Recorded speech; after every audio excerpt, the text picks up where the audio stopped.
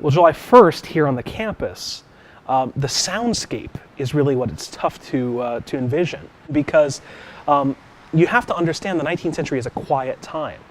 So sitting here on the backside of Pennsylvania Hall, we have all this stuff in between us and the battle.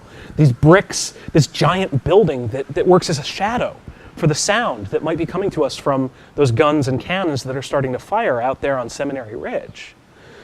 So if you're Henry Watkins leaning out the window of the building, or if you're Michael Culver walking out to class, you don't hear that battle as clearly as we might think you would. So when Watkins leans out the window and says to Culver, "Do you hear that sound?" It's sort of like, I like to say, he has to squint his ears, to really hear that sound on the horizon. And the two boys and a couple friends run up to the top of the seminary. They're standing in the cupola, and they watch as the Confederate artillery unlimbers on the next ridge over, and they're watching the first phases of the Battle of Gettysburg that morning. And then they start hearing this whistling noise around their ears, and they realize the Confederates are using them as part of their sighting. As they burst out the front doors, they saw rushing up the ridge in front of them the 1st Corps Infantry. And they see that this is not just a skirmish, this is not just cavalrymen.